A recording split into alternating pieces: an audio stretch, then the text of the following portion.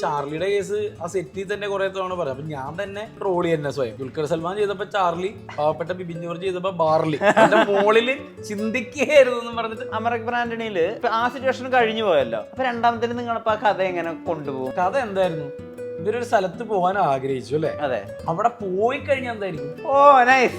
ഈ പാട്ട് പാടുമ്പോഴേ ആളുകളുടെ വ്യൂ മാറാൻ തുടങ്ങി. എനിക്ക് നല്ല ഡിവൈനബിലിറ്റി ഉള്ള ആർക്കും ഇഷ്ടമല്ല സിമ്പതി. ഇപ്പൊ സ്കിറ്റ് കണ്ടു കഴിഞ്ഞാലും ആ പയ്യൻ ആ കാലും വെച്ചോണ്ട് കളിച്ചു എന്നുള്ളതല്ലാതെ അവൻ നന്നായിട്ട് കളിച്ചു എന്ന് കേൾക്കാനായിരുന്നു എനിക്കിഷ്ടം. ഞാൻ എൻ്റെ തുടക്ക സമയത്ത് എപ്പോഴും പറഞ്ഞത് എനിക്ക് ജസ്റ്റ് ഒരു ഹീറോയിനായിട്ട് തന്നെ അങ്ങനെ മുന്നോട്ട് പോകണമെന്ന് ഒരു അജണ്ട വെച്ചിട്ടുള്ള ആളല്ല ഞാൻ. നല്ല കഥാപാത്രങ്ങൾ ചെയ്യാന്നുള്ളതാണ്. ഇതെന്തായാലും നമ്മൾ ചീത്ത കേൾക്കും, അത് നിർത്താൻ പറ്റില്ല. നമ്മളെ ചീത്ത പറയുന്ന കുറ്റം പറയുന്ന ആളുകളുടെ വലിപ്പം കൂട്ടാൻ പറ്റും. ടൊറന്റീനോ ചീത്ത പറഞ്ഞിട്ട് എന്തായി ബിബി കാണിക്കുന്നത്, എങ്ങനെയാണോ ഡയലോഗ് പറയണത്, മര്യാദക്ക് ചെയ്യൂ എന്ന് എനിക്ക് അങ്ങനെ തോന്നിയേക്കുന്നത്. സരൽകുമാർ പട്ടാളത്തിൽ ചേർന്ന അവസ്ഥയുടെ എൻ്റെ എന്ന് പറയും. ഒരുമിച്ച് ഇങ്ങനെ എല്ലാവരും വരും. ഞാൻ ആ വഴി മലയാള സിനിമ ആ വഴി പോകും. ബാക്കിയുള്ളതൊക്കെ എനിക്ക് ബോണസ് കിട്ടിയതാടാ. വേറെ ചില ആളുകളുടെ പ്രശ്നങ്ങളൊക്കെ പറയൂടാ, രണ്ടുപേര് തമ്മിലുള്ള തല്ലുപിടുത്തം, ഇതൊക്കെ എങ്ങനെ ഫോളോ ചെയ്തിട്ട് ഇവരൊക്കെ എന്റെ ജീവിതത്തിലേക്ക് കടന്നു വരിക. എല്ലാവരും മാൽഗുഡീസിൽ മറ്റേ ടൂർ പോയ പൊക്കോട്ടെ, എന്നെ എന്തിനാ കാണിക്കും? വളരെ നാടനായിട്ടുള്ള കഥാപാത്രങ്ങൾ ഞാൻ ചെയ്തിട്ടുണ്ട്. പക്ഷെ എന്താ പ്രശ്നം എന്ന് വെച്ചാൽ ഞാൻ എൻ്റെ ലുക്ക് മാറ്റുമ്പോൾ ആൾക്കാർക്ക് ഞാനാണെന്ന് മനസ്സിലാവുന്നില്ല എന്ന് തോന്നുന്നുണ്ട്. എൻ്റെ ഒരു അഭിപ്രായത്തിനോട് താങ്കൾ യോജിക്കുന്നില്ല എന്നുണ്ടെങ്കിൽ താങ്കൾ അഭിപ്രായമായിട്ടോ അല്ലെങ്കിൽ അത് വിമർശിച്ചിട്ടോ താങ്കൾക്ക് പറയാം. ചീത്ത വിളിക്കുന്നത് ഒരു നല്ല കാര്യമാണോ എന്നുള്ളത് അതൊരു ക്വസ്റ്റ്യൻ മാർക്കാണ്. എബിൻ ചേട്ടൻ എഴുതി മ്യൂസിക് ചെയ്ത പാട്ട് ഗോപി ചേട്ടന് പ്രോഗ്രാം ചെയ്യണമായിരുന്നു. അങ്ങനെ ഞാൻ ചെന്നിട്ട് പോയിട്ട് മൈക്കിൽ ചേട്ടാ ഇതാണ്ട പാട്ട് എന്ന് പറഞ്ഞിട്ട് നീനക്കായി ഞാൻ പഠിക്കാനുള്ള ശ്രമം നടത്തിയ ഒരു ഇൻസ്ട്രുമെന്റ് ആണ് വയലിനും ഗിറ്റാറും. ഗിറ്റാറിന്റെ ഏറ്റവും വലിയ പ്രത്യേകത ഷോ ഇറക്കാൻ ഇത്രയും നല്ലൊരു ഇൻസ്ട്രുമെന്റ് അറിയില്ല. വാട്സാപ്പ് വഴി ഇംഗ്ലീഷ് പഠിക്കാൻ ഇംഗ്ലീഷ് കഫേ ഉള്ളപ്പോൾ ഇംഗ്ലീഷ് ഒരു വിഷയമേ അല്ല. English cafe presents you the perfect English. English Cafe. We present you the perfect English. WhatsApp now 9633888575. വളരെ പേഴ്സണലായ ഒരു കോൺവെർസേഷനിൽ ബിബിൻ ജോർജ് എന്നോട് പറഞ്ഞൊരു കാര്യമുണ്ട്. നമ്മളുടെ സ്വഭാവം നമ്മുടെ കൂടെ നടക്കുന്ന ആളുകളുടെ സ്വഭാവത്തിൻ്റെ ഒരു ആവറേജ് ആയിരിക്കുമെന്ന്. എനിക്ക് കിട്ടിയ ഏറ്റവും വലിയൊരു ഉപദേശമായിട്ട് ഞാനത് പലപ്പോഴായി കരുതാറുണ്ട്. ബിബിൻ ജോർജ് നായകനായി എത്തുന്ന സിനിമയാണ് കൂടൽ. കൂടെ മറീനയും ജോയിൻ ചെയ്യുന്നു. നമസ്കാരം. നമസ്കാരടാ. ഓർമ്മയുണ്ടോ അത് പറഞ്ഞത്? ക്രൗൺ പ്ലാസയുടെ ലോബി വെച്ചാണ് പറഞ്ഞത്. അത് അതിൻ്റെ കൂടെ വേറൊരു കാര്യം കൂടി പറഞ്ഞിട്ടുണ്ടായിരുന്നു. എനിക്ക് കോമ്പറ്റീഷൻസ് ഉണ്ട്, പക്ഷെ എൻ്റെ കോമ്പറ്റീഷൻസ് ആരാണെന്ന് ഉള്ളത് ഞാൻ വളരെ വളരെ ഹൈ ആയിട്ടാണ് വെച്ചിരിക്കുന്നത്. എനിക്ക് കുറച്ച് ആക്ടേഴ്സ് ഒക്കെ കോമ്പറ്റീഷൻ ഉണ്ട്. എടാ ഇതിന്റെ തന്നെ വേറൊരു വേഷം ഞാൻ പറഞ്ഞിട്ടുണ്ട്.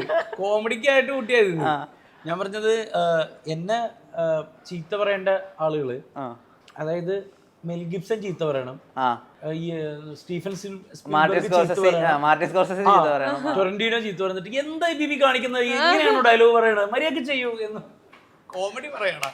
അപ്പൊ ഞാനൊരു കാര്യം പറഞ്ഞു, അതിലൊരു സത്യം കൂടി ഉള്ളതെന്ന് പറഞ്ഞാല് നമ്മൾക്ക് നമ്മളെ കുറ്റം പറച്ചിലും നമ്മളെ ചീത്ത പറച്ചിലും ലോകത്തിനോട് ഒരിക്കലും നമുക്ക് അത് നിർത്താൻ പറ്റില്ല. ആകെ ചെയ്യാൻ പറ്റുന്നത് നമ്മളെ ചീത്ത പറയുന്ന കുറ്റം പറയുന്ന ആളുകളുടെ വലിപ്പം കൂട്ടാൻ പറ്റുള്ളൂ. എനിക്ക് അങ്ങനെ തോന്നിയേക്കുന്നത്. നമ്മൾ ഓരോ മേഖലയിൽ നിൽക്കുമ്പോഴുണ്ടല്ലോടാ, നമ്മളൊരു ഇപ്പൊ ട്രൂപ്പിൽ വർക്ക് ചെയ്യുന്നു. അപ്പൊ ആ സമയത്ത് അതിന്റെ മുതലാളിയൊക്കെ ഇരിക്കും നമ്മളെ ചീത്ത പറയുന്നതും കുറ്റം പറയുന്നതൊക്കെ. അപ്പൊ നമ്മൾ അവിടെ നിന്ന് അടുത്ത സ്റ്റെപ്പിലേക്ക് വരികയാണ്, ടിവിയിലേക്ക് വന്നു.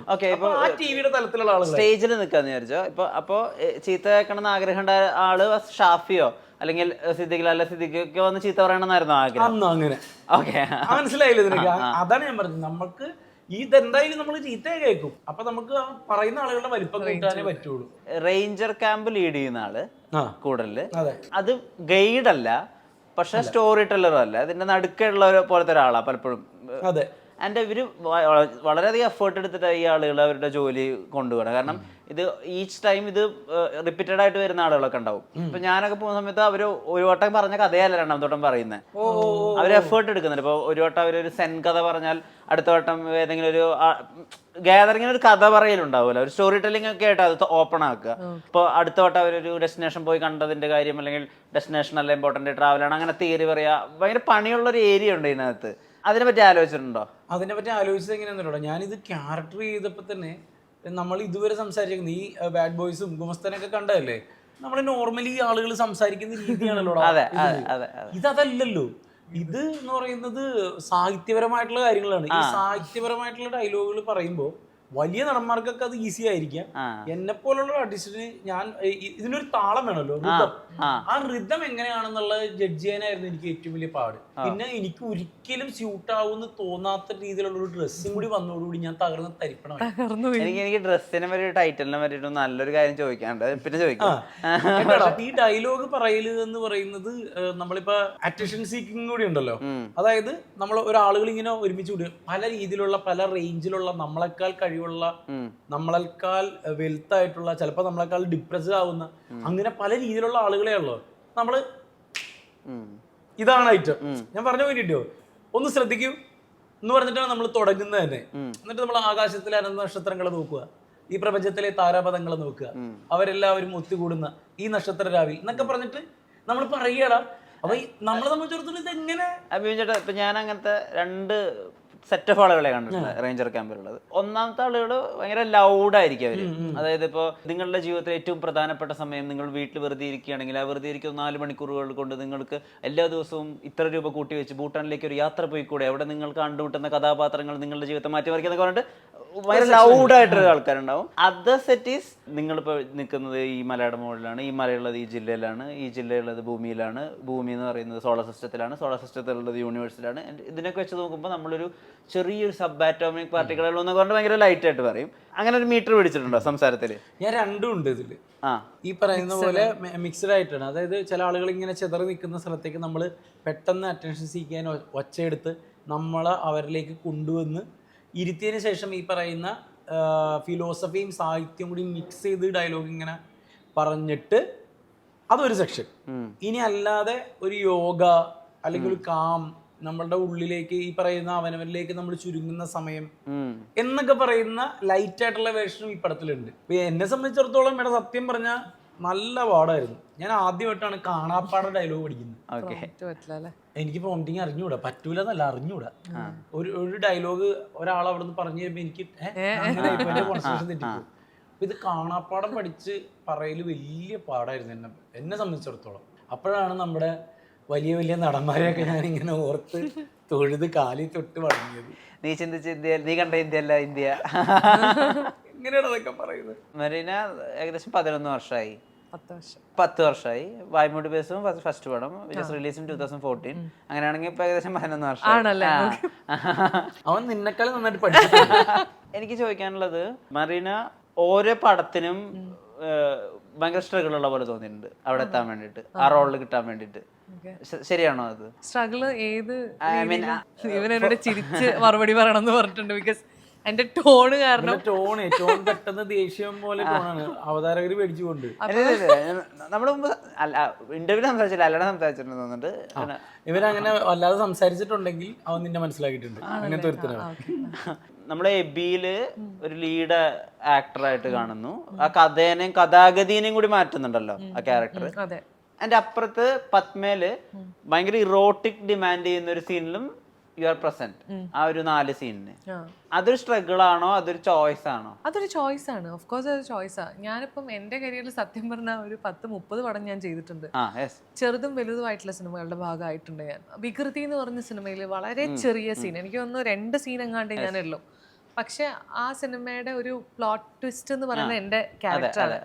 അപ്പൊ അത് വന്ന് പറയുമ്പോൾ സാധാരണ എനിക്കറിയില്ല, ഞാൻ എൻ്റെ തുടക്ക സമയത്ത് എപ്പോഴും പറയുന്നത് എനിക്ക് ജസ്റ്റ് ഒരു ഹീറോയിൻ ആയിട്ട് തന്നെ അങ്ങനെ മുന്നോട്ട് പോകണമെന്ന് ഒരു അജണ്ട വെച്ചിട്ടുള്ള ആളല്ല ഞാൻ.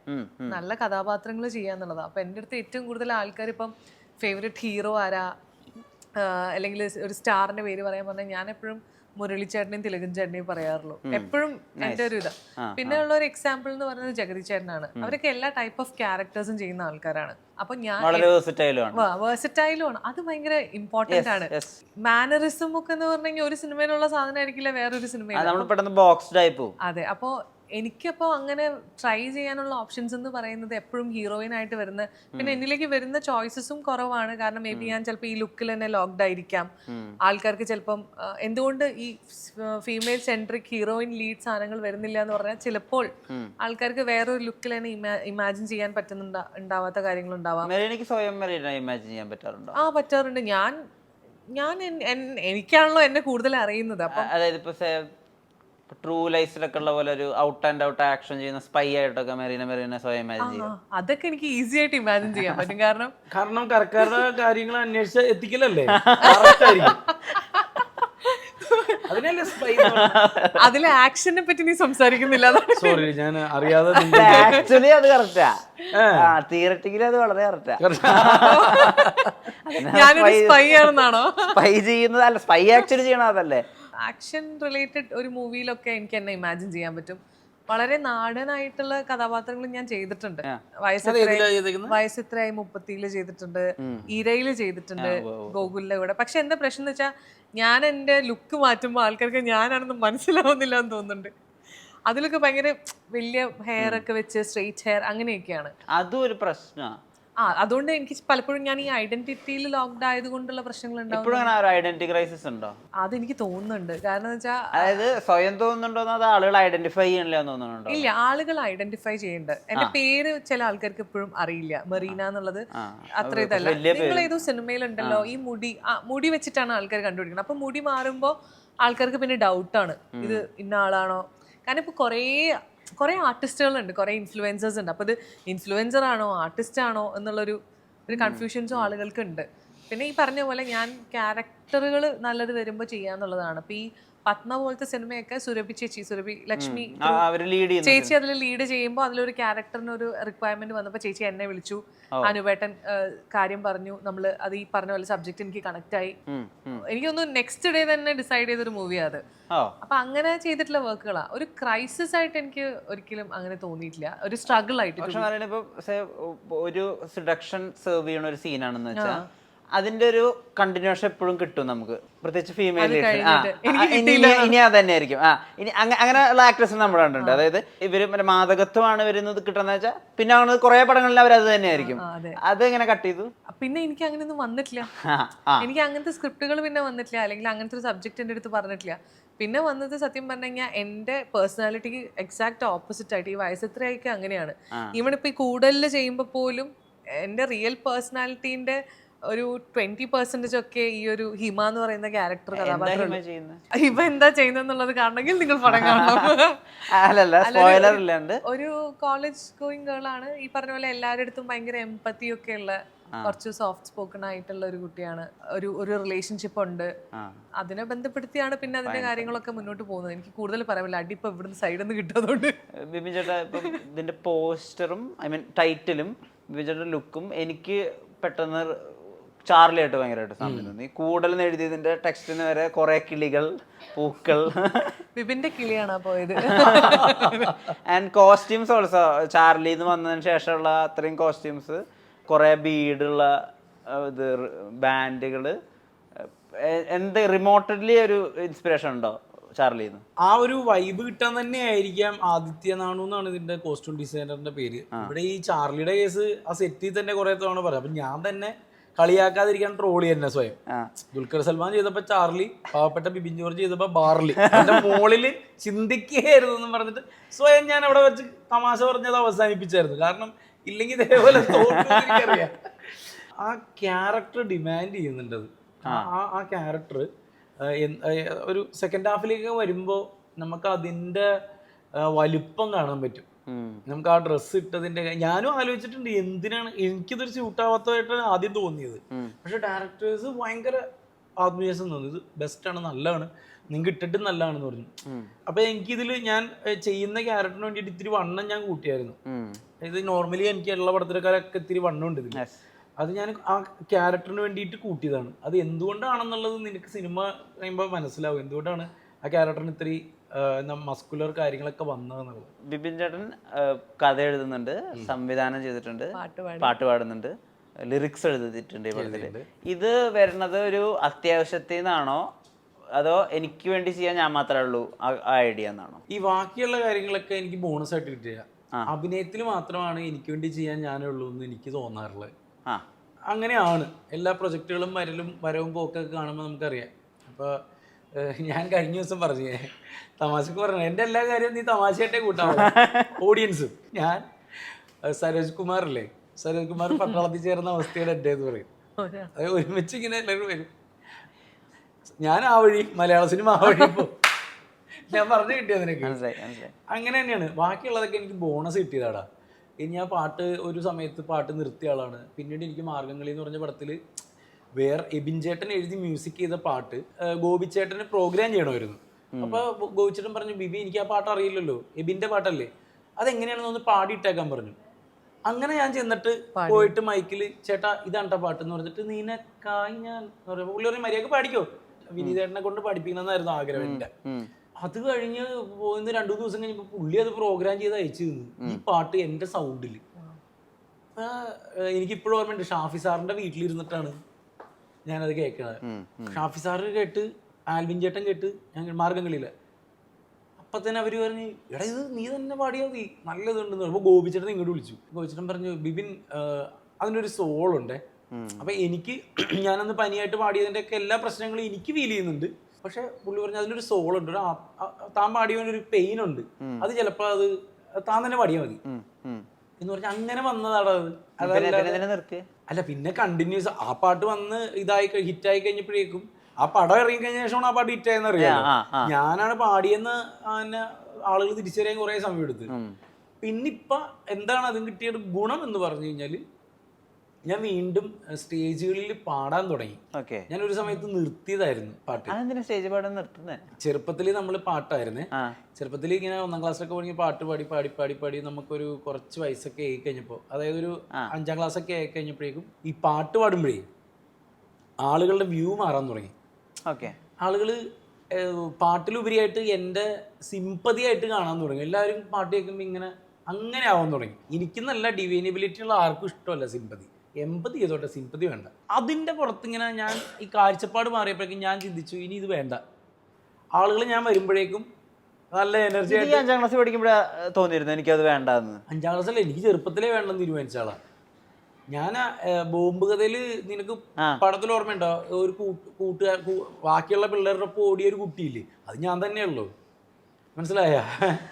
അപ്പൊ അന്നേ അത് തീരുമാനിച്ചിരുന്നു. അത് ഭയങ്കര പെയിൻ. അത് എങ്ങനെ നിങ്ങൾക്ക് പറഞ്ഞു തരുമെന്ന് അറിയില്ല. ഇപ്പൊ നിനക്കൊരു ഒരു ഫോൾ ഉണ്ടായാൽ ആ ഫോളിനെ വെച്ചിട്ട് 2 തട്ട് കെട്ടിയാൽ പോലും നിനക്ക് വേദനിക്കും.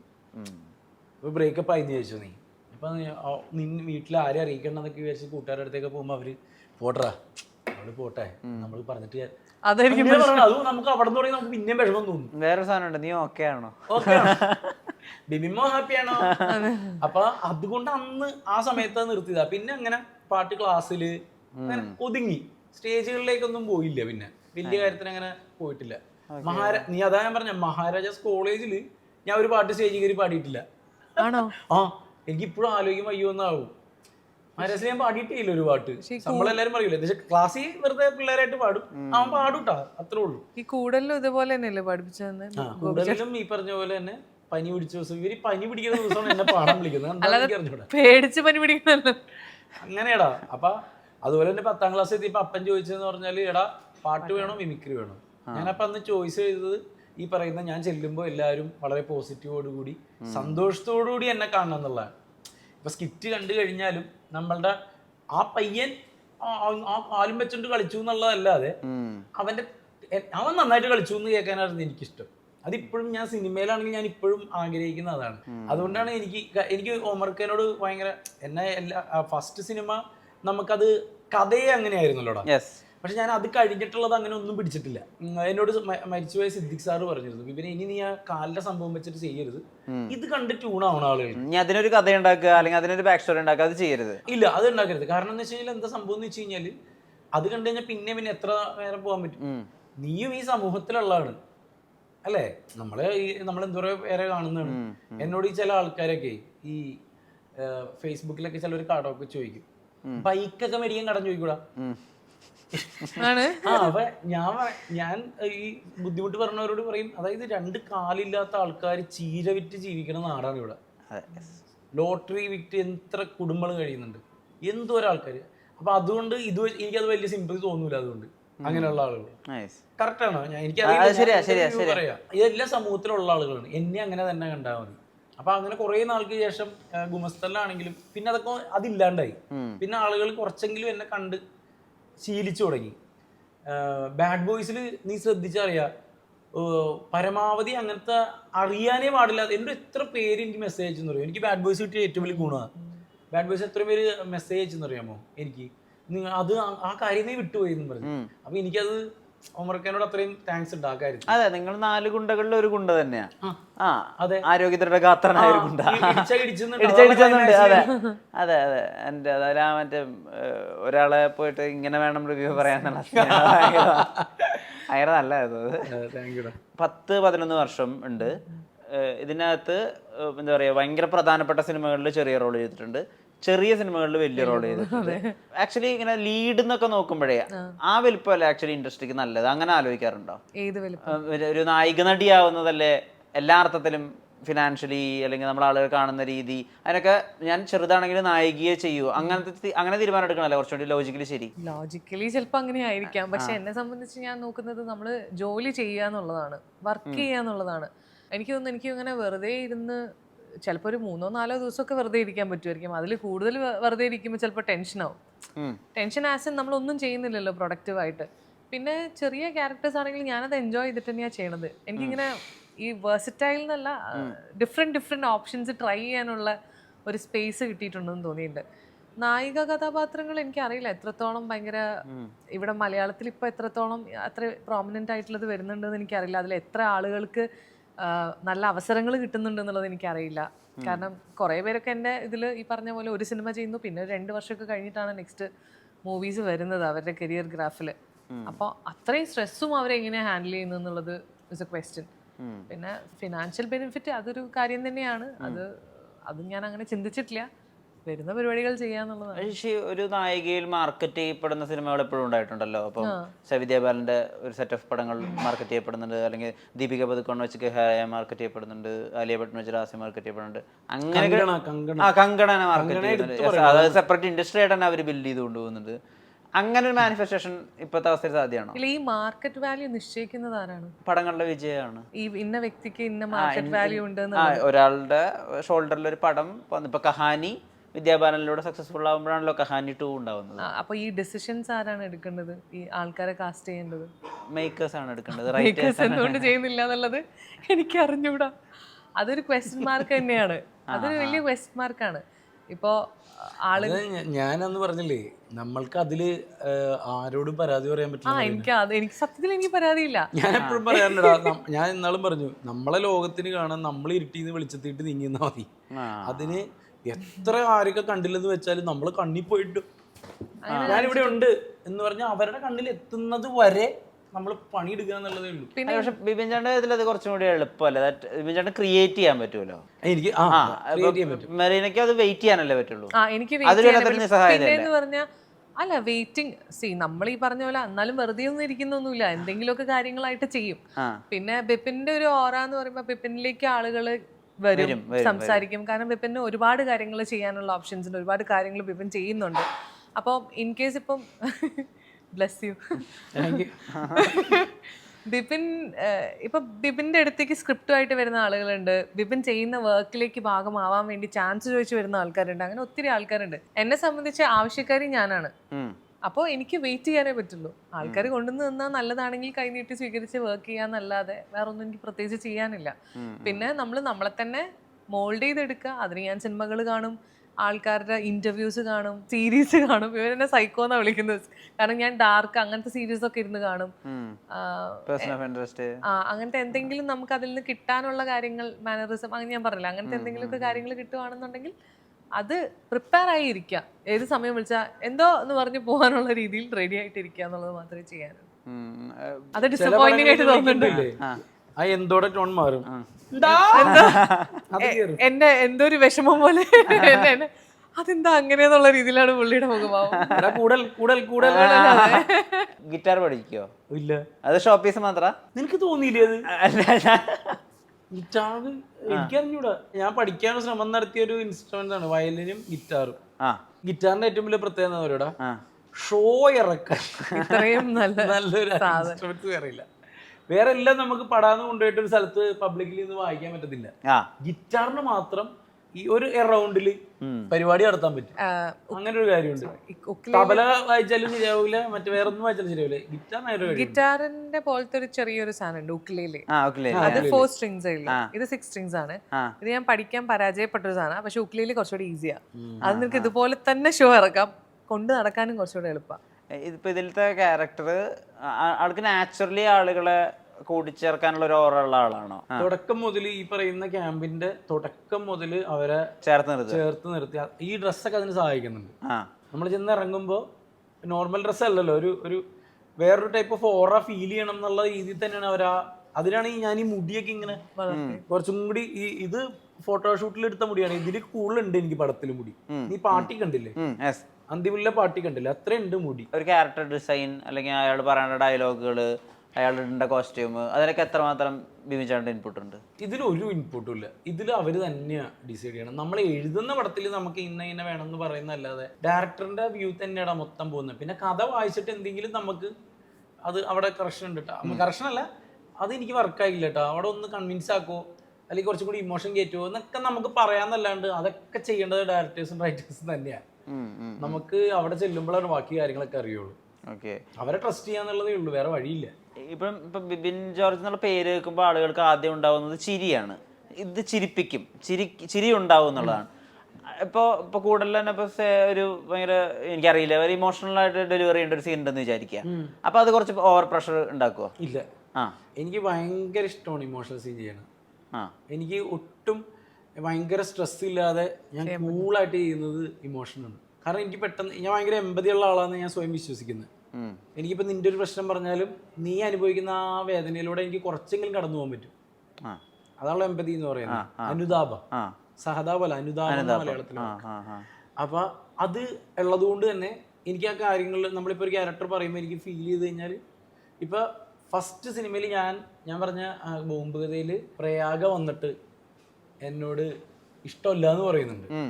അപ്പൊ ഞാനിങ്ങനെ അതിനെ ഇങ്ങനെ ബമ്പറൊക്കെ ചെയ്തിട്ട് ഇങ്ങനെ വിങ്ങി ഞാൻ ഒരു ഡയലോഗ്, അത് എനിക്ക് ഭയങ്കര ഇഷ്ടമാണ്. ഞാൻ എപ്പോഴും ആ സീൻ തിയേറ്ററിൽ കണ്ടിട്ട് ഇങ്ങനെ അത് നോക്കും, ഓഡിയൻസിനെ മൊത്തം. കാരണം നമ്മൾ പറയുന്നതിന് കണ്ണ് ഇവിടെ നിറയുന്നുണ്ടോ എന്ന് നോക്കണം, എന്നാലാണ് ആ കണക്ഷൻ കറക്റ്റ് ആയിട്ടുള്ളൂ. ഞാൻ അത്രയും സങ്കടപ്പെട്ട് കരഞ്ഞിട്ട് ഇവിടെ ഫീലിംഗ് ഇല്ലെങ്കിൽ ഞാനെന്ന് പറയുന്ന ഒരു നടൻ വർക്കല്ല എന്നർത്ഥം. കൂടുതൽ അങ്ങനെ പെർഫോമൻസിന് സാധ്യതയുള്ള ഏരിയ ഇഷ്ടം പോലെ ഉണ്ടടാ. അത് ഇതൊരു നടൻ എന്നുള്ള രീതിയിൽ വലിയ ഭാഗ്യമുള്ള റോളാണ്. Whatever it is, I don't know എന്താണ് സംഭവിക്കാൻ പോകുന്നത്, ജയപരാജയങ്ങളെ കുറിച്ചൊക്കെ ഉപരിയായിട്ട് ആസ് എ നീ ആണെങ്കിൽ എന്നോട് പറയും ബിംചേട്ടാ ആ ക്യാരക്ടർ എടുത്ത് നന്നായിട്ടോ എന്ന് പറയുന്ന ഒരു ക്യാരക്ടറാണ്. ഇപ്പം തിയേറ്ററിൽ വർക്ക് ആവുന്ന സിനിമ, OTT വർക്ക് ആവുന്ന സിനിമ, അങ്ങനെ ഒരു അപ്പൊ കൂടുതലപ്പോ എവിടെ നിൽക്കും? കൂടുതൽ രണ്ടും ഓക്കെയാ. വിഷ്വലി ഭയങ്കര അടിപൊളിയാണ് ഈ സിനിമ. അതുകൊണ്ട് തിയേറ്റർ എക്സ്പീരിയൻസ് ഭയങ്കരമാണ്. എന്താ കാര്യം എന്ന് വെച്ച് കഴിഞ്ഞാൽ സൗണ്ടിങ്ങിന് ഭയങ്കര പ്രാധാന്യമുണ്ട്. ഒരു ഏരിയയിലൊക്കെ കടന്നു കഴിയുമ്പോൾ ഫസ്റ്റ് ഹാഫ് കഴിഞ്ഞപ്പോൾ പിന്നെ ഒരു ഏരിയയിട്ട് കടന്നു കഴിഞ്ഞാൽ സൗണ്ടിങ്ങിന് ഭയങ്കര പ്രാധാന്യമുണ്ട്.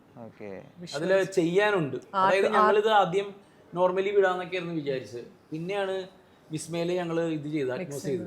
കാരണം ഈ പടം കണ്ടവരെല്ലാരും പറഞ്ഞത് ഉറപ്പായി അറ്റ്മോസ് ചെയ്യണം. ആർട്ട് വർക്കും ഭയങ്കര ആർട്ട് നല്ല രസമായിട്ടുണ്ട്. അസി ചെയ്തേക്കണം. അസി ഇപ്പൊ ചില സിനിമകള് തിയേറ്ററിൽ വർക്കാവും, വീട്ടിലിരുന്ന് കാണുമ്പോൾ വർക്ക് ആവണില്ല. അത് മീൻ തിയേറ്ററിൽ ചിരി വരും, വീട്ടിലിരിക്കുമ്പോൾ ചിരി വരുന്നില്ല, അങ്ങനെ വിമർശനം വരുമല്ലോ, അത് ശ്രദ്ധിക്കുന്നുണ്ടോ? തിയേറ്ററിൽ ചിരി വരുന്ന അത് ക്രൗഡിന്റെ ഒപ്പം കാണുമ്പോൾ ചിരി എന്ന് പറയുന്നത് പടരുന്ന ഒരു ഐറ്റാ. അത് പടർത്താൻ ആളുണ്ടെങ്കിലാണ് ചിരി കറക്റ്റ് ആയിട്ട് വരുള്ളൂ. ഓക്കെ, നമ്മളൊരു ക്രൗഡിൻ്റെ കൂടെ ഇരുന്ന് കാണുമ്പോൾ നമ്മളുടെ ഈ ഒരു ചിരി വന്നു കഴിഞ്ഞാൽ ചിരിക്കില്ലേ, നീ ആരെ നോക്കി ചിരിക്കും, മറുപടി ചിരി മാത്രമേ ഉള്ളൂ. ഒരു ദുഷ്ടന്റെ മുഖത്ത് നോക്കി നിന്റെ കൊല്ലാൻ നിൽക്കുന്ന ആളുടെ മുഖത്ത് നോക്കി നീ ചിരിച്ചു കഴിയുമ്പോൾ അവൻ അറിയാണ്ട് ഒന്നിങ്ങനെ ചിരി റിപ്ലൈ ചിരിയുള്ളൂ. ചിരിക്കാതിരിക്കണമെങ്കിൽ ഇങ്ങനെ മുഖം മാറ്റാനേ പറ്റുള്ളൂ. മുഖത്ത് നോക്കി തന്നെ നിൽക്കാൻ വലിയ ബുദ്ധിമുട്ടായിരിക്കും, അല്ലെങ്കിൽ അത്ര ക്രൂരന്മാരായിരിക്കണം. അപ്പൊ അതുകൊണ്ട് തന്നെ ചിരി പടരുന്ന ഏരിയ ആണ് ഈ പറയുന്ന തിയേറ്റർ. തിയേറ്ററിൽ നമുക്ക് കൊതി എന്ന് പറഞ്ഞാൽ ഏടാ, ഇപ്പൊ മീശമോദാനൊക്കെ ഞാൻ കാണുന്നത് ഷേണായിസിലാണ്, വിസ്താരമ തിയേറ്ററാ, അത്രയും ക്രൗഡഡാ. അപ്പൊ അത്രയും ഇടിയും ബഹളവും കഴിഞ്ഞ് ഷർട്ടൊക്കെ വേർത്ത് കുളിച്ച് ഇതൊക്കെ പിന്നെ ഇതാ ഇങ്ങനെ ഡോറ് തുറക്കുമ്പോ ഒരു തണുപ്പ് ഒരു കയറി കഴിയുമ്പോ കായലുണ്ട് ആ പാട്ടൊക്കെ അങ്ങോട്ട് വന്നിട്ടില്ലേ, നമ്മളിങ്ങനെ നിന്ന് അവിടെ ചെന്നിരിക്കുമല്ലോ, അപ്പൊ തന്നെ മറ്റേ കണി ആ ചിരി ഇങ്ങനെ പടരുന്നത് നമുക്കറിയാൻ പറ്റും. അതാണ് തിയേറ്ററിന്റെ ചിരി. നമ്മൾ ഒറ്റയ്ക്കിരുന്ന് കാണുമ്പോഴും ചിരിക്കുന്നത് അത്രയും ക്ലാസിക് ആയിട്ടുള്ള. ഇപ്പൊ കിലുക്കം നമുക്ക് ഏത് ഒറ്റയ്ക്ക് ഇരുന്ന് കണ്ടാലും നമ്മൾ ചിരിക്കും. ചിത്രം, പഞ്ചാബി ഹൗസ്, അങ്ങനെ ലെജൻഡറി ഫിലിമുകളുണ്ട്. കാലത്തെ അതിജീവിച്ച തമാശകളിൽ ഇപ്പോഴത്തെ പുതിയ തലമുറയിലെ പിള്ളേർ ഒരിക്കലും ചളിന്ന് പറയാത്ത എത്ര പടങ്ങളുണ്ട് അല്ലേ? അത് വേറെ പരിപാടിയാ. അത്രയും ആഴം വേണം. ഞാൻ തലൈവാസൽ വിജയ് എന്നുള്ള ആക്ടറിനോട് സംസാരിച്ചുകൊണ്ടിരിക്കുകയായിരുന്നു. അപ്പോൾ പുള്ളിനോട് പറഞ്ഞ കാര്യം, പണ്ട് സിനിമകൾക്ക് ലെങ്ത് ഉള്ള സീൻസ് എഴുതായിരുന്നു, അത് ഷൂട്ട് ചെയ്യായിരുന്നു, അത് എളുപ്പമായിരുന്നു. പക്ഷെ ഇപ്പൊ ഈ റീലുകൾ കുറെ വന്ന കാരണം കൊണ്ട് തന്നെ സീൻസിന് അത്രയും വലുപ്പത്തിൽ കൺസീവ് ചെയ്യാൻ പറ്റില്ല. ഒരു സീനിന്റെ കണ്ടിന്യൂഷൻ ആയിട്ട് വേറൊരു സീനിൽ ഒരു തമാശ ഉണ്ടായെങ്കിൽ, അതായത് ഇപ്പം പഞ്ചാബി തന്നെ ഫോർ എക്സാമ്പിൾ എടുക്കുകയാണെങ്കിൽ, ഒരു സീനിൽ ദിലീപേട്ടൻ സംസാരിച്ചുകൊണ്ടിരിക്കുമ്പോൾ അതിന്റെ കണ്ടിന്യൂഷൻ ആയിട്ടാണല്ലോ സംസാരിക്കുന്നവനാണോ ബില്ലടിപ്പിക്കുന്നതിനുള്ള തമാശകൾ മൊത്തം വരണം. അത് ഒരെണ്ണത്തിന്റെ കണ്ടിന്യൂഷൻ. അങ്ങനെ ഇപ്പൊ സീൻ സംഭവിക്കാൻ ഭയങ്കര പാടാണ്. ഒറ്റ റീല് പോലെ ആ പടത്തിന്റെ സീനെ കൺസീവ് ചെയ്യാണ്. അങ്ങനെ തോന്നിയിട്ടുണ്ടോ? 30 സെക്കൻഡുകളാണ് ഇപ്പൊ നമ്മള് സ്കിപ്പ് ചെയ്ത് വിടുന്നല്ലേ പറയുന്നത്. പക്ഷെ ഇതിനൊക്കെ വിരോധാഭാസം എന്ന് പറയുന്നത് എടാ, ഈ അടുത്ത കാലത്ത് അനിമൽ പോലത്തെ സിനിമ ഏത് കാറ്റഗറി പെടുത്തുന്നു? മറ്റേ ഇൻഗ്ലോറിയസ് ബാസ്റ്റേർഡ് അല്ലേ? 3.25 മണിക്കൂറിലെ ഫസ്റ്റ് സീൻ ഐ തിങ്ക് 20 മിനിറ്റ്സിന് മുകളിൽ കൊലപാതകം ടൈറ്റിൽ എഴുതി കാണിക്കുന്നത് അത് നമ്മൾ കണ്ടിരുന്നില്ലേ? അപ്പൊ ആക്ച്വലി ഈ നിയമങ്ങൾക്കും ഈ പറയുന്ന വ്യക്തിപരമായിട്ടുള്ള സിനിമകൾക്കും ഇതൊക്കെ ഉപരിയായിട്ട് പ്രേക്ഷകനെ ഹുക്ക് ചെയ്യുന്ന, അവരെ വൈബ് കറക്റ്റ് ആക്കുന്ന പടം ഉണ്ടെങ്കിൽ നമ്മൾ കണ്ടിരിക്കും. അപ്പൊ നമ്മൾ ആ നിയമവും വിടും, എല്ലാം വിടും. ഹൃദയം എത്ര മണിക്കൂറുണ്ട് സിനിമ? സീരീസ് നീ പറഞ്ഞേ അഡോളസൻസ് അല്ലേ? അഡോളസൻസ് എപ്പിസോഡ് ഒറ്റ ഷോട്ടില് പരിപാടി ചെയ്തു. ഞാനത് ഇത് ഒറ്റ ഷോട്ടാണെന്ന് അറിയാൻ ഞാൻ വീണ്ടും എടുത്ത് ആവർത്തിച്ചുകൊണ്ട് എവിടെയെങ്കിലും സ്റ്റിച്ചിങ് ഉണ്ടോ എന്ന് അന്വേഷിച്ചു. പക്ഷെ നെറ്റ്ഫ്ലിക്സ് തന്നെ ഉത്തരം നൽകുന്നുണ്ട്, നോ സ്റ്റിച്ചിങ്. എനിക്ക് തോന്നുന്നു രണ്ടാമത്തെ 3-ാമത്തെ എപ്പിസോഡ്, രണ്ടാമത്തെ ആണോ കുട്ടികളുള്ള സ്കൂളിന്റെ ടൈമിൽ, അത് 9-ഓ 12-ാമത്തെ തവണ റീടേക്ക് വെച്ചേ. റീടേക്ക് എന്ന് പറഞ്ഞാൽ എവിടെ തുടങ്ങണമെന്നല്ലോ. പക്ഷെ ഞാൻ അവർ ഈ കാറിന്റെ അകത്തൊക്കെ ഉള്ള സീൻ അതൊക്കെ കുട്ടീനെ അറസ്റ്റ് ചെയ്തിട്ട് കൊണ്ടുവന്നിട്ട് ഈ പാരന്റ്സ് അതിലവൻ തുമ്മുന്ന ഒരു സാധനമുണ്ട്. അതൊക്കെ നാച്ചുറൽ. പക്ഷെ അത് ആ സാധനം തുമ്മി അവനെ അഭിനയിച്ചു ചിരിക്കുന്നതും ഉണ്ട് അവൻ ഇന്റർവ്യൂ. അതൊക്കെ നല്ല ഇന്റർഗേഷൻ്റെ അവിടെ അപ്ഡേറ്റഡ് ആയിട്ടിരിക്കുക എന്നുള്ളത് ഇപ്പൊ ഒരു അത്യാവശ്യമല്ലേ? പിന്നെ നടന് ഇല്ലെങ്കിലും എഴുത്തുകാരൻ ആവശ്യം. ഇല്ലെങ്കിൽ സത്യസന്ധമായിട്ട് ഞാൻ പറയട്ടെ, ഈ ഫേസ്ബുക്ക് ഇൻസ്റ്റാഗ്രാം ഒന്നും ഞാൻ തുറന്നു നോക്കില്ലേ. ഈ നെഗറ്റീവും അതും കണ്ടിടാ. നമ്മളും ഇങ്ങനെ എന്തൊക്കെ പറഞ്ഞാലും നമ്മളേക്ക് ഇത് ബാധിക്കുന്നുണ്ട് തലച്ചോറിന് അല്ലേ? നമ്മളൊരു 6 സ്ക്രോൾ ചെയ്യുമ്പോ തന്നെ അതിലൊരു 3 വാക്ക് 4 ഇത് എപ്പോഴും നെഗറ്റീവും കാര്യങ്ങളൊക്കെ ആയിരിക്കുമല്ലോ. അവരെ കൊന്നു, ഇവരെ കൊന്നു, ഇന്നടി അല്ലെങ്കിൽ മറ്റവര്. പിന്നെ ഇതിൽ വേറൊരു കോമഡി ഉണ്ട്. വേറെ ചില ആളുകളുടെ പ്രശ്നങ്ങളൊക്കെ പറയൂലടാ, രണ്ടുപേര് തമ്മിലുള്ള തല്ലുപിടുത്തം, പേഴ്സണലി ഇതൊക്കെ എങ്ങനെ അൺഫോളോ ചെയ്തിട്ട് ഇവരൊക്കെ എന്റെ ജീവിതത്തിലേക്ക് കടന്നു വരിക. ഞാൻ പറഞ്ഞു പോയിട്ടോ, എനിക്ക് എന്റെ ജീവിതത്തിൽ ആവശ്യത്തിന് പ്രശ്നങ്ങളുണ്ടെന്ന്. എനിക്ക് എന്തിനാണ് വല്ലവന്റെ പ്രശ്നം? വല്ലവരും മാൽഗുഡീസിൽ മറ്റേ ടൂർ പോയ പൊക്കോട്ടെ, എന്നെ എന്തിനാ കാണിക്കുന്നത്? പിന്നെ ഇപ്പൊ ചില ആൾക്കാർ ആക്സിഡന്റുകളൊക്കെ കാണിക്കാൻ തുടങ്ങി. അത് ഭയങ്കര ലൈവായിട്ട്. പണ്ടൊക്കെ നമ്മളത് ഹൈഡ് ചെയ്തിട്ടല്ലേ കാണിക്കുക. പണ്ട് എനിക്ക് ഞാൻ ചിലപ്പോ അമ്മാവനായി പോവും, എന്നാലും പണ്ട് ഇതിലുണ്ടാക്കിയതല്ലേ പറഞ്ഞാൽ പണ്ട് നമുക്കൊരു വീട്ടിലൊരു തല്ലോ പ്രശ്നമൊക്കെ ഉണ്ടാകുമ്പോ ആദ്യം ചെയ്യാന്ന് വെച്ചാൽ നമ്മുടെ വീട്ടിലെ ആളുകൾ പോയിട്ട് ഡോറിന്റെ അവിടെ നിൽക്കും, എന്നിട്ട് ആരെങ്കിലും നോക്കുന്ന ഡോർ അടയ്ക്കുകയൊക്കെ ചെയ്യായിരുന്നു. ഇപ്പൊ തല്ലൊക്കെ ഒരു സീരീസ് ആയി കിട്ടും, കോണ്ടന്റ്. അത് അല്ല ഞാൻ പറഞ്ഞറിയോടാ, ഇതിന്റെ എഴുത്തുകാരൻ എന്ന രീതിയിൽ ഇതിന്റെ കൂടെ നിന്നേ പറ്റുള്ളൂ. കാരണം ഇപ്പോഴത്തെ ഈ ജെൻസി അല്ലെങ്കിൽ ഈ പറയുന്ന ആൽഫ ബീറ്റ പിള്ളേരായിട്ട് അവര് പിള്ളേരുണ്ടായിട്ടില്ല. ഞാൻ പറഞ്ഞ പോയിട്ട് അതിനൊക്കെ, അതായത് പുതിയൊരു ഇതിന്റെ അവര് മറ്റേ ഇങ്ങനെ കാണിക്കുന്നത് എന്തിനാണ്, അല്ലെങ്കിൽ അവരുടെ പൂക്കി എന്താണ്, അങ്ങനെയുള്ളത് നമ്മൾ അറിഞ്ഞില്ലെങ്കിൽ നാളെ എഴുതുമ്പോ അത് നമ്മളെ നല്ല രീതിയിൽ ബാധിക്കും. കാരണം എനിക്കൊരു യൂത്തിന്റെ കഥ എഴുതുമ്പോ ഞാൻ പഴയ 90s എഴുതിയിട്ട് കാര്യമില്ലല്ലോ. അത് അവന്റെ വൈബില് അവൻ എന്താണ് ഇപ്പൊ പെരുമാറുന്നത്, അവൻ ഇപ്പോഴത്തെ ഒരു ബ്രേക്കപ്പ് അവൻ എങ്ങനെയാണ്, അതുപോലും നമ്മൾ മനസ്സിലാക്കണം. മനസ്സിലായി? അതിനൊരു റിവല്യൂഷൻ ഉണ്ടല്ലോ. ഇപ്പൊ ആദ്യമാണെങ്കിൽ DP കറുപ്പാക്കലായിരുന്നു, ഇപ്പൊ പിന്നെ സ്റ്റോറി ഇടലായി, മാറിക്കൊണ്ടിരിക്കും. കുട്ടികളുടെ DP എങ്ങനെയായിരുന്നു തുടക്കത്തിൽ ഫേസ്ബുക്ക് വന്നപ്പോൾ? പൂമ്പാറ്റ, പൂച്ചക്കുട്ടി, പൂമ്പാറ്റയൊക്കെ വന്നിട്ട് അവരുടെ മുഖമായി അതിപ്പോ മാറി മാറി അങ്ങനെ അതെ അതെ അതെ. അത് നമ്മള് കൂടെ അതിന്റെ ഒപ്പം സഞ്ചരിച്ചേ പറ്റുള്ളൂടാ. എത്ര എഴുതിയ സ്ക്രിപ്റ്റ് ഉണ്ട് ഇപ്പൊ? കൃത്യം പറഞ്ഞാല് 3 എണ്ണം full bound full bond script ഉണ്ട്. 3 സ്ക്രിപ്റ്റ് റെഡിയാണ്. 2 എണ്ണം ആർട്ടിസ്റ്റുകളുടെ പുറകെയാണ്. ഒരെണ്ണം ഞാൻ തന്നെ അഭിനയിക്കാനുള്ള പരിപാടിയാണ്. ബെസ്റ്റ് നല്ല സാധനം. അങ്ങനെയല്ല, ആരും വിളിക്കാത്തൊരു സന്ദർഭത്തിൽ ഞാൻ തന്നെ അയ്യോ എപ്പോഴും നമ്മുടെ കയ്യിൽ ഒരു ഐറ്റം നമ്മൾ കയ്യിൽ വെച്ചേക്കണം. ഞാൻ പറഞ്ഞില്ലേ അതിജീവനം, അതിനു വേണ്ടി മാറ്റി വെച്ചേക്കുന്നതാണ്. എനിക്ക് വേറൊരു ഇൻട്രസ്റ്റിംഗ് ആയിട്ട് 2 കാര്യങ്ങൾ ചോദിക്കാനുണ്ട്. നീ ചോദിച്ചു, എനിക്ക് കുഴപ്പമില്ല. ഈ അമറക് ബ്രാൻഡണിയില് അന്നത്തെ കേരളത്തിന്റെ സിറ്റുവേഷൻ വാസ് കുറേ ജോലികളുണ്ട്, പക്ഷെ ആളുകൾക്ക് ഏത് ചൂസ് ചെയ്യണമെന്ന് അറിയില്ലാത്തൊരു ചെറുപ്പക്കാരായിരുന്നു. അതൊക്കെ ഇപ്പൊ മാറി. അല്ല, ജോലിയുണ്ട്, കിട്ടിയ ശമ്പളത്തിൽ തൃപ്തരല്ലാത്ത ആയിരുന്നു. അപ്പൊ രണ്ടാമത്തേലപ്പോ ശരിക്കും ആ സിറ്റുവേഷൻ കഴിഞ്ഞു പോയല്ലോ. അപ്പൊ രണ്ടാമത്തേൽ നിങ്ങളിപ്പോ ആ കഥ എങ്ങനെ കൊണ്ടുപോകും? അത് വല്ലാത്തൊരു പ്രശ്നമല്ലേ ശരിക്കും? അതില് നീ ആ തൊഴിൽ എന്നുള്ളത് വിട്ടിട്ട് ഇപ്പൊ എല്ലാവർക്കും തൊഴിലവസരങ്ങൾ കൂടുതലാ, പണ്ടത്തെ പോലെ അല്ല. അതായത് വളരെ റെസ്പെക്ട്ഫുള്ളി പറയാണ്, നമ്മുടെ ഇവിടെ ഫുഡ് ഡെലിവറി ചെയ്യുന്ന ആളുകൾ വരെ കൃത്യമായിട്ട് ഞാൻ അവരോട് ചോദിക്കാറുണ്ട് എത്ര രൂപ നിങ്ങൾക്ക് കിട്ടും എന്നുള്ളത്. കൃത്യമായിട്ട് പോയി കഴിഞ്ഞാൽ നല്ലൊരു വൈറ്റ് കോളർ ജോബ് മേടിക്കുന്ന അതേ പൈസയിലേക്ക് ഇവർക്ക് എത്തിക്കാൻ പറ്റും. ഇപ്പൊ ജോബ് ഓഫർ ഉണ്ട്. പക്ഷെ നമ്മളുടെ കഥ നിൽക്കുന്ന എവിടെയാണ്? കഥ എന്തായിരുന്നു? ഇവരൊരു സ്ഥലത്ത് പോകാൻ ആഗ്രഹിച്ചു അല്ലേ? അതെ. ആ പോക്ക് തന്നെയാണല്ലോ വീണ്ടും നമ്മൾ ശ്രമിക്കേണ്ടത്. അവിടെ പോയി കഴിഞ്ഞാൽ എന്തായിരിക്കും? അവിടെയല്ലേ നമ്മൾ പിടിക്കേണ്ടത്. പിന്നെ ഇവർക്ക് തിരിച്ചു പോരെങ്കിലും അത് പറ്റില്ലെങ്കിലും. ഞാൻ വെറുതെ പറഞ്ഞാണ്, ഞാൻ പ്ലാനൊന്നും ഇല്ല, അല്ല ഞാൻ പറഞ്ഞാണ്. അടിപൊളി. ഇത് കേട്ടിട്ട് മറ്റവര് വിളിച്ച് ഡേറ്റ് തരട്ടെ. രാജുവേട്ടനൊക്കെ മണിരത്നം ഒരു സ്റ്റേജിൽ പറഞ്ഞിട്ടുണ്ട്, നിങ്ങൾ എല്ലാത്തിനും സിനിമ വർക്ക് ചെയ്യുന്ന ആളുകളുടെ അടുത്ത് പോയിട്ട് അഭിപ്രായം ചോദിക്കരുത്. We are not that intelligent. നമ്മൾക്ക് ഒരു ക്രാഫ്റ്റ് നന്നായിട്ട് അറിയാവുന്നേ ഉള്ളൂ. എന്ന് വെച്ചാൽ നമുക്ക് എല്ലാ നടക്കുന്ന വിഷയങ്ങളിലും ഒരു അഭിപ്രായം പറയണമെന്ന് നിർബന്ധമില്ല എന്ന്. ഒരു റീസെന്റ് ആയിട്ടുള്ള സംഭവങ്ങളുടെ അടിസ്ഥാനത്തിൽ മറിയ അങ്ങനത്തെ കാര്യങ്ങളോട് ഷട്ട് ഡൗൺ ചെയ്തോ? ഇല്ല, എനിക്ക് അറിയുന്ന കാര്യങ്ങൾ എന്ന് പറയാൻ പറ്റില്ല. എന്റെ ഇന്റലിജൻസിന്റെ അകത്ത് നിൽക്കുന്ന കാര്യങ്ങൾ, എന്റെ അഭിപ്രായങ്ങൾ എനിക്ക് പറയാം. അപ്പോൾ എൻ്റെ ഒരു അഭിപ്രായത്തിനോട് താങ്കൾ യോജിക്കുന്നില്ല എന്നുണ്ടെങ്കിൽ താങ്കൾ അഭിപ്രായമായിട്ടോ അല്ലെങ്കിൽ അത് വിമർശിച്ചിട്ടോ താങ്കൾക്ക് പറയാം. ചീത്ത വിളിക്കുന്നത് ഒരു നല്ല കാര്യമാണോ എന്നുള്ളത് അതൊരു ക്വസ്റ്റ്യൻ മാർക്കാണ്. ബട്ട് അഭിപ്രായ സ്വാതന്ത്ര്യം എല്ലാവർക്കും ഉണ്ടല്ലോ. പിന്നെ ഇന്റലിജൻസ് എന്ന് പറയുന്നത് ഇറ്റ്സ് ഡിഫറെന്റ്. ചിലപ്പോൾ എനിക്ക് അറിയുന്ന കാര്യങ്ങളായിരിക്കില്ല താങ്കൾക്ക് അറിയുന്നത്. ആ ഇന്റലിജൻസ് നമ്മൾ എന്ത് വെച്ചിട്ട് അളക്കുന്നത് എന്നുള്ളത് ഒരു ക്വസ്റ്റ്യൻ ആണ്. ഞാൻ ഇന്റലിജന്റ് ആണോ അല്ലേ എന്നുള്ളത് താങ്കൾ എങ്ങനെയാണ് മനസ്സിലാക്കുന്നത്? എങ്ങനെയാണ് നിന്റെ ബുദ്ധി വെച്ചിട്ട് നീ മനസ്സിലാക്കുന്നത്? അത് താങ്കളുടെ പാരാമീറ്റർ മാറുമല്ലോ, പെർസ്പെക്റ്റീവ് മാറും, പാരാമീറ്റേഴ്സ് മാറും. പിന്നെ ഒരാൾക്കൊരു കാര്യം അറിയില്ല, എനിക്കൊരു കാര്യം അറിയില്ല എന്നുള്ളത് അംഗീകരിക്കാൻ എനിക്ക് ഒരു മടിയില്ല. ഫോർ എക്സാമ്പിൾ, ഞാൻ എന്തെങ്കിലും ഒരു കാര്യം ചോദിക്കുന്നതിന് ഇപ്പൊ ഞാൻ പറഞ്ഞ കാര്യം തെറ്റിപ്പോയി. ഇത് ചിലപ്പോൾ സ്നീക്കേഴ്സ് ആയിരിക്കും, അല്ലെങ്കിൽ ഇതിന് കോൺവേഴ്സ് എന്നായിരിക്കും പറയുന്നത്. അപ്പൊ പറഞ്ഞത് തെറ്റിപ്പോയി ഒരാൾ എന്നെ കളിയാക്കി എനിക്ക് അതിൽ ഒരു കുഴപ്പമില്ല. കാരണം എനിക്കതൊരു പഠനമാണ്. ഞാൻ പുതിയൊരു കാര്യം പഠിക്കുവാണ്.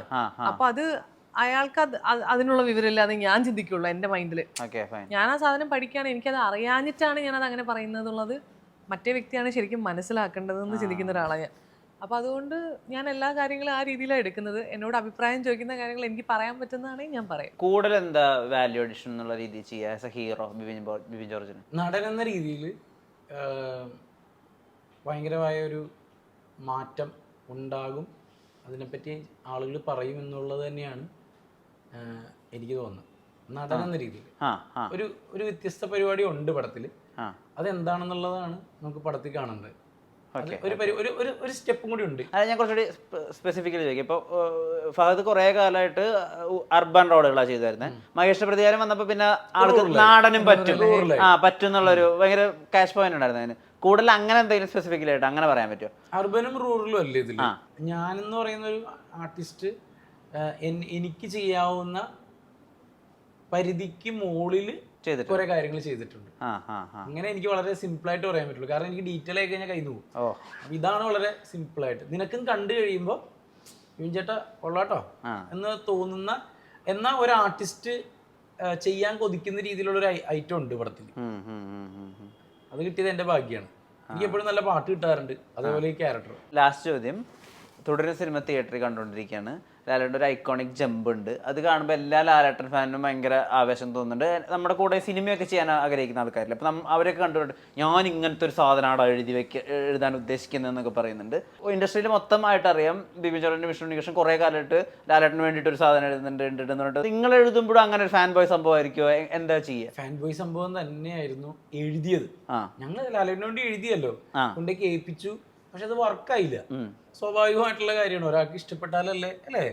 അപ്പൊ ഞങ്ങൾ ഇനി എന്ത് ചെയ്യും? ഇനിയും ശ്രമിക്കുമ്പോഴും ഞങ്ങൾ ഇനിയും ശ്രമിക്കും.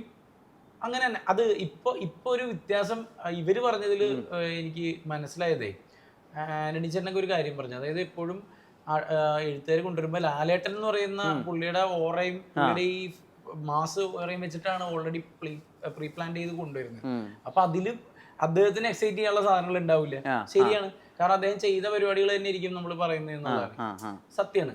അപ്പൊ ഇനി വരുമ്പോ ഒരിക്കലും പ്രതീക്ഷിക്കാത്തൊരു സാധനമായിട്ട് ചെല്ലണം എന്നുള്ളത് തന്നെയാണ്. ഇതിപ്പോ മമ്മൂക്കയാണെങ്കിലും ലാലേട്ടനായാലും നമുക്ക് നമ്മുടെ ഈ കാലഘട്ടത്തിൽ ജീവിച്ചിരിക്കുന്ന ഇത്രയും വലിയ ലെജൻഡുകൾ, അപ്പൊ അവരെ വെച്ചിട്ടൊരു പടം ചെയ്യുക എന്നുള്ളത് തന്നെയാണ് ഞങ്ങളുടെ ഏറ്റവും വലിയ ആഗ്രഹം. ശ്രമങ്ങൾ തുടരും. ആ തുടരിന്റെ ഒപ്പം നമ്മളുടെ ഒരു കൂട്ടും കൂടും. തിയേറ്ററിൽ നിന്ന് ആളുകൾ സിനിമ കാണുമ്പോൾ ഉണ്ടാവുന്ന ഒരു യൂഫോറിയ ഉണ്ട്, അത് വേറെ തന്നെയാണ്. അത് കൂടുതൽ വർക്കാവട്ടെ.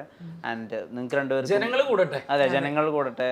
ആൻഡ് എനിക്കൊന്ന് 150 ദിവസം വരെ 100 ദിവസം വരെ ഓടിയിട്ടുണ്ടായിരുന്നു പഴയ ബോംബ്. അത് ആ 100 ദിവസം പോസ്റ്റർ ഒട്ടിക്കുമ്പോൾ പോയി നോക്കിയിരുന്ന ഒരു ബിബിൻ ജോർജില്ല ആവേശത്തോട് കൂടിയിട്ട് അതിന്റെ ഒരു വേർഷൻ റിപ്പീറ്റ് ആവട്ടെ. ഇതിനൊരു അർഹതയുണ്ട് ഈ സിനിമയ്ക്ക്.